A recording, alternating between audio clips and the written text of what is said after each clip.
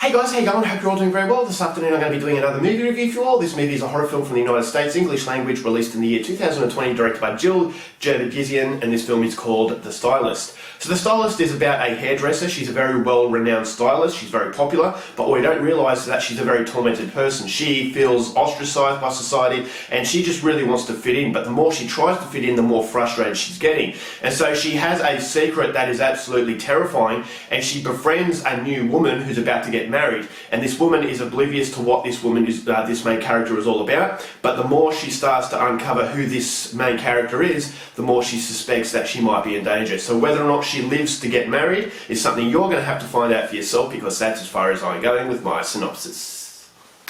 Now my thoughts on The Stylist. This is actually a fairly good effort, and it's an effort that really reminded me of Lucky McKee's brilliant film May with Angela Bettis. May was a film about ostracised individuals, people who feel as though they don't fit in, and when they try to fit in and doesn't succeed, how tormenting and frustrating that can be. And when you vent your frustration, it can have catastrophic consequences. So Jill Gerber-Gizian's The Stylist really reminded me of May, because it is about people who are on the outside, it is about people who don't fit in, and people who are very socially awkward. And so Nahara Townsend plays the main character that I thought did a decent enough job with what she had, in that she is this person who's really struggling with her inner demons, and we want to know more about her inner demons, so that captures your interest. And so you always need that one interesting aspect of a film to maintain that interest, and I thought as though this movie does a fairly good job at that. It never really gets boring, and so that's something that I appreciated about this film, is that it actually wanted to be more than just a shocking horror film. Now I will say the first scene of this film really captures your attention. It is it is a very nasty scene,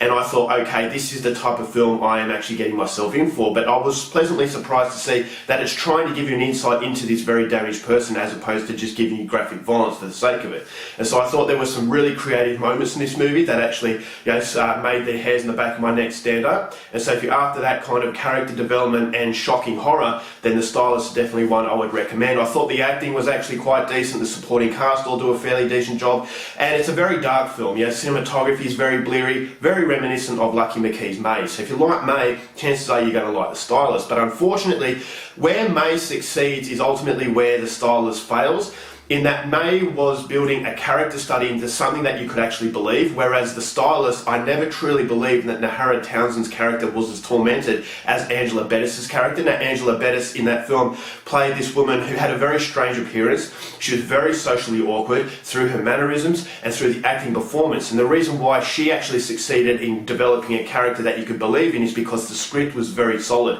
Whereas this movie, I'd never really felt the script is as thoughtful as it really thinks it is. And so I thought the script doesn't really go anywhere, because you don't really get an insight into the character. Yes, it's interesting, but I never really felt the credibility there as far as a realistic portrayal of a person who is ostracised. These people who are not only killers, they might be just people who are ignored, and whether it's suicide, self-harm, these ostracised individuals, and how dangerous it can be when society ignores them and they can actually create their own worst enemy. Whereas I thought May really succeeded in demonstrating that character, whereas this film, I never really felt as though Nahara Townsend's character was that damaged. I always felt she is damaged because we're told she is. It never really felt natural. I never felt that natural connection. And so for those of you who are ostracised by society, feel as though you don't fit in, you're not going to get a relatable quality, because I always felt as though this is a character that was acting the part, whereas Angela Bettis in May, I actually felt it was very natural, and so it actually felt like a real character. It felt like a relatable person. So if you've ever been bullied, if you've ever been ignored, you feel as though you don't fit in, you're going to gravitate to Angela Bettis' character. But I never felt the gravitation to this character, because the script isn't strong enough to allow you that deep emotional connection. So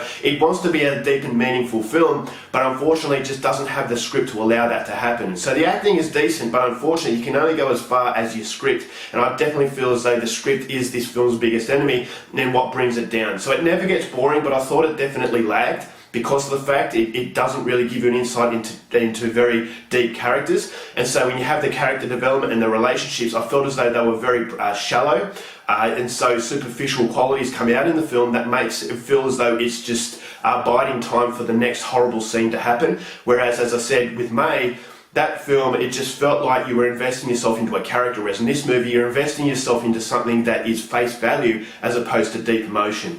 And so that's the ultimate issue with the film. I really like the ending of this movie, as I did with Lucky McKee's May. I thought both endings were absolutely fantastic. And so this is not a bad film by any means, but I just felt the script let it down and it's not quite as deeply meaningful as it really wants to be. And so if you like this kind of thing, go out there and see it. I'm going to give The Stylist 3 stars.